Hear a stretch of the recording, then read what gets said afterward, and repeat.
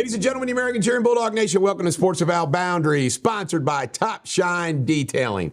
Well, the big sports news, of course, is last night Michigan beat Washington 34-13.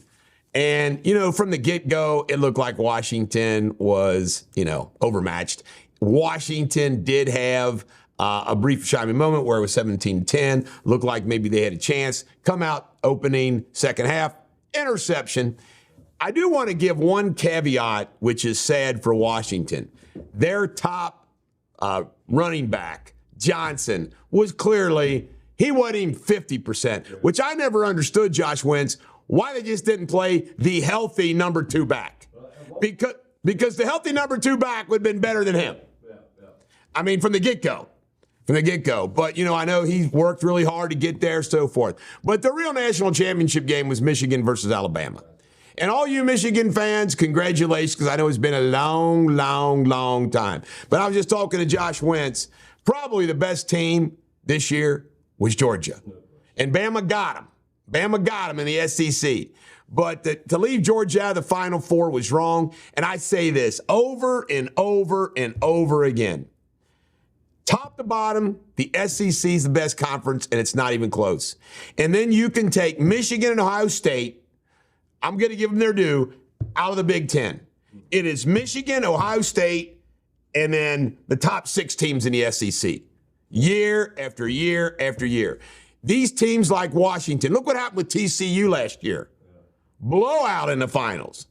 They're just not in the same level. And if I am, I guess you could say that the committee thought about this year because that's why they placed Bama in there instead of Florida State, which gets annihilated, obviously, by Georgia, because Florida State was not as good as Bama or Georgia.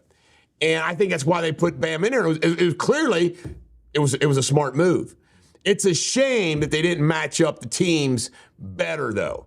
They should have had Bama matched up with Texas or Washington, Texas within, and then we would have had a great game last night. But it didn't happen. All right, Bill Belichick met with Kraft, not been fired, not quit, not retired, not resigned. My guess is, you have to understand, I crack up at these professional sports analysts that do not get this right. Folks, they won a lot of Super Bowls together. 8 Super Bowls they were in, won 6. And you're not going to tell me that these guys don't have the type of relationship where they're not going to mistreat each other?